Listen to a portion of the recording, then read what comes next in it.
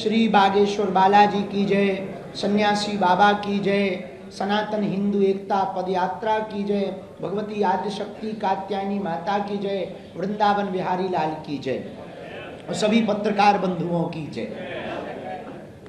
आज प्रसन्नता की बात है कि एक दिन बाद ही ठीक कल 7 तारीख से 16 नवंबर तक भारत की एक सबसे बड़ी 2.0 यानी हम अपने जीवन काल की दूसरी पदयात्रा प्रारंभ कर रहे हैं। 150 करोड़ भारतीयों की 150 किलोमीटर की हिंदू एकता पदयात्रा।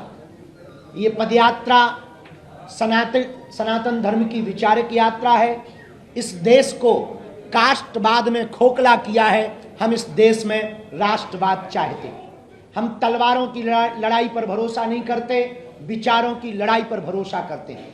इस देश में सनातनीय परंपरा के मानने वाले जितने लोग हैं, हम उनकी लड़ाई लेकर के, हम उनके विचारों को लेकर के गांव-गांव, गली-गली, नुक्कड़-नुक्कड़ जाएंगे, हिंदुओं को जगाएंगे, हिंदुओं को एक करेंगे, ताकि आने वाले समय में भारत की जो जनरेशन है, अल्फा, बीटा या वर्तमान में जैन जी, वो कास्टवाद के चक्कर में ना पड़कर राष्ट्रवाद के चक्कर में पड़े और भारत हमारा विश्व गुरु बने। इसके लिए ये पदयात्रा है, 150 किलोमीटर की है। कल प्रातःकाल 7 बजे से कात्यायनी माता मंदिर पर मंचीय कार्यक्रम प्रारंभ होगा। इसमें राष्ट्रगान और हनुमान चालीसा के साथ पदयात्रा प्रारंभ होगी। प्रतिदिन 7 शपथ ली जाएंगी।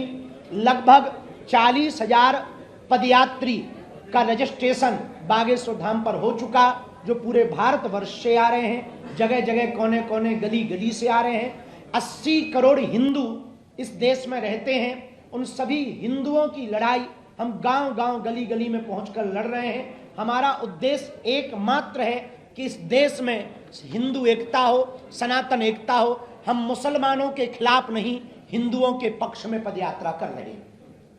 इस पदयात्रा में हम आपको निवेदन करना चाहें कि कोई भी पदयात्री अस्त्र शस्त्र लेकर न आए। इस पदयात्रा में माताओं की सुरक्षा विशेष रूप से हो।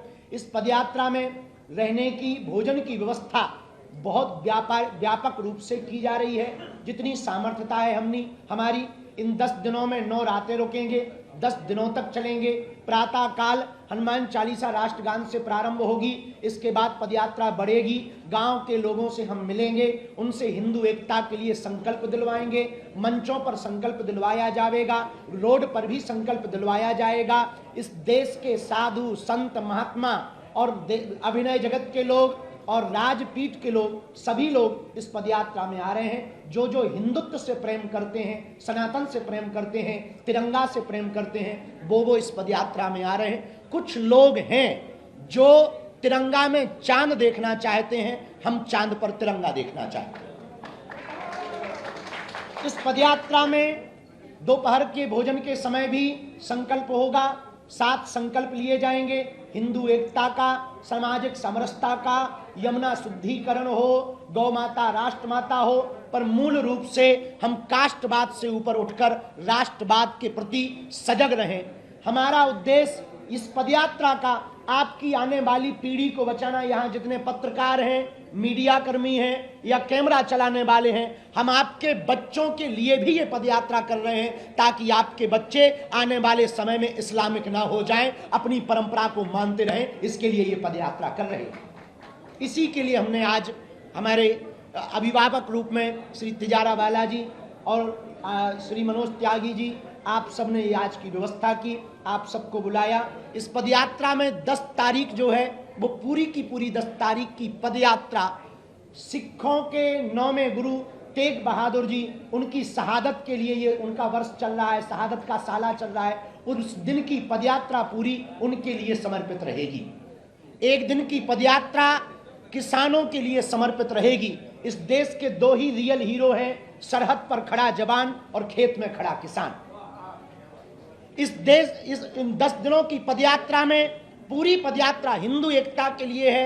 हम साधु होने के नाते गांव गांव, गली गली जब जाएंगे, 150 किलोमीटर, 3 प्रदेश, दिल्ली, हरियाणा, उत्तर प्रदेश, लगभग 6 जिले, लगभग अगल बगल से मिलाकर 422 ग्राम पंचायतें, 5 करोड़ की लगभग आबादी के बीच से, जनसंख्या के बीच से ये पदयात्रा निकलेगी। लगभग 40,000 से 1 लाख सनातनी हिंदू इस पदयात्रा में सम्मिलित होंगे। देश के संत, महंत, महापुरुष, अभिनेता, नेता, खेल जगत के लोग इस पदयात्रा में आएंगे और हम गांव गांव, गली गली जाकर हिंदू एकता की भिक्षा मांगेंगे।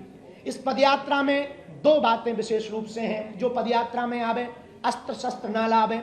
इस पदयात्रा में जो आवे हिंदू एकता पर जोर दें। इस पदयात्रा में जो आवे किसी दूसरे मजहब के खिलाफ अनर्गल टिप्पणियां ना करें, क्योंकि हम ईसाई या मुसलमानों के खिलाफ नहीं, केवल हिंदुओं के पक्ष में हैं।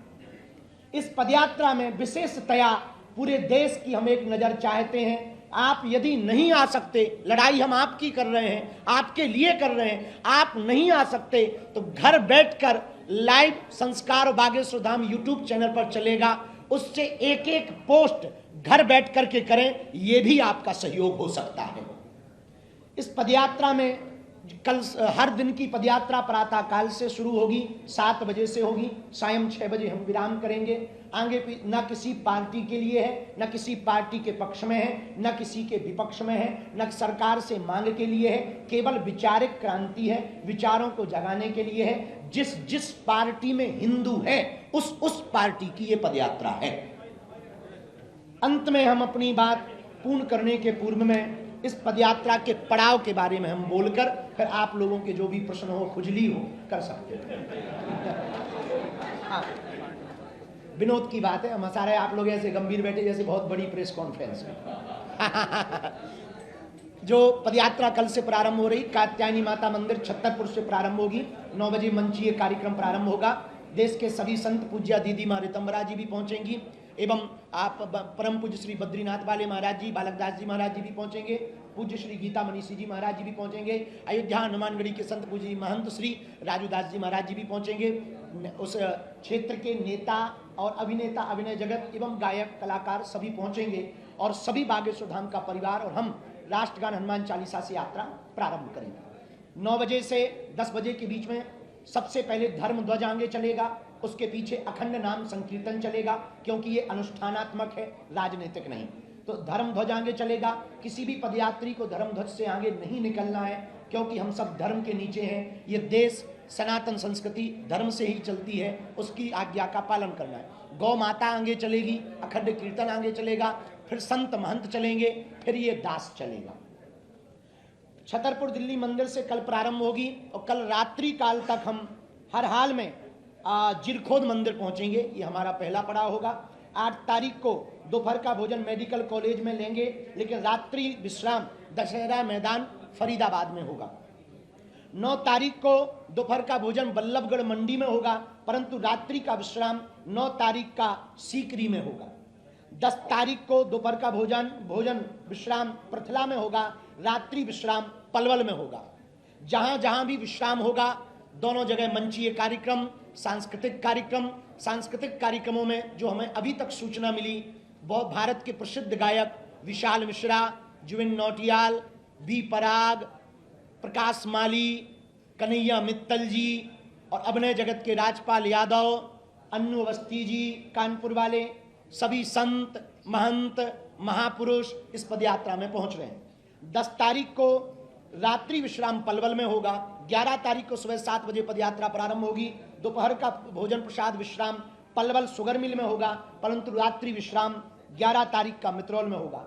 12 तारीख को बंचारी में दोपहर में रुकेंगे, रात्रि विश्राम होडल मंडी में करेंगे। 13 तारीख को कोटवन बॉर्डर सेल्स टैक्स पर दोपहर का विश्राम होगा, रात्रि विश्राम सांस्कृतिक कार्यक्रम कोसी मंडी में होगा। 14 तारीख को बैकमेड इंडस्ट्री कंपनी के सामने दोपहर में रुकेंगे, परंतु रात्रि में गुप्ता रेजिडेंसी में कोसी के आगे रुकेंगे।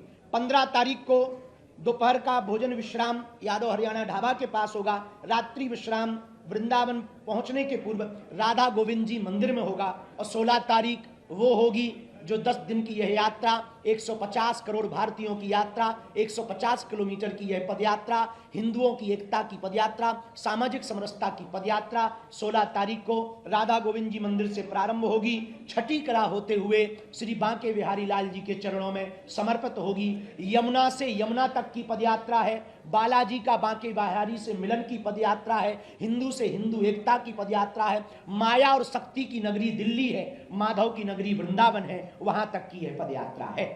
इसके बाद जिसके मन में जो भी छोटी मोटी खुजली हो बोले। जाति एक ऐसा मुद्दा है जो बहुत संवेदनशील है। जी, एक प्रश्न, आप जनमानस को समझाएंगे क्या? देखिए, हम जातियां मिटाने के लिए पदयात्रा नहीं कर रहे हैं, जातीय अहंकार को मिटाने के लिए पदयात्रा कर रहे हैं। हम जातिवाद के खिलाफ हैं, जातियों के खिलाफ नहीं है। हम अंगड़े और पिछड़े की लड़ाई के खिलाफ हैं। हम इस देश में समानता चाहते, हम इस देश में एकता चाहते, हम इस देश में अंगड़े और पिछड़े में दंगा नहीं गंगा बहाना चाहते। महाराज जी, आपके विचार क्या होंगे? क्या समझाएंगे आप? जी, क्या समझाएंगे, क्या विचार है? हम सब ईश्वर की संतान हैं, ईश्वर हम सबका एक है, हम सब भारतीय हैं, भारत हमारा है। जब भगवान ने हमको बनाने में एक जैसा खून दिया तो हम आपस में लड़ करके बड़े छोटे बनकर के क्यों मरें? क्यों ना हम भारत के लिए लड़ें, क्यों ना हम सनातन के लिए लड़ें, ताकि भारत हमारा विश्व गुरु बने। इस्लाम बड़ा खतरा है कि इस्लामिक हो सकता है भारत? हमने जी आओ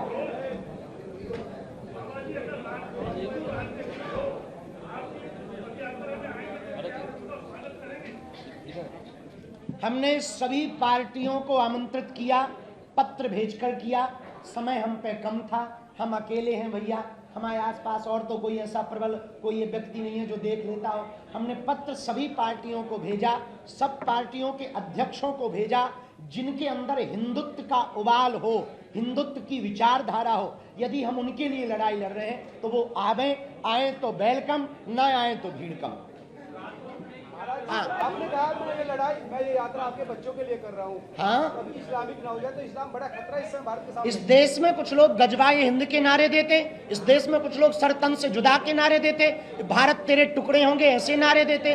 1947 में भारत का एक टुकड़ा पाकिस्तान बना एक विशेष मजहब की मांग पर। जब विशेष मजहब की मांग पर पाकिस्तान बन गया तो शेष बचे हुए हिंदुस्तान को, जहां 80 करोड़ हिंदू रहते हैं, उसे हिंदू राष्ट्र हो जाना चाहिए। ये हम विचारों पर भी चाहते हैं और कागजों पर भी चाहते हैं।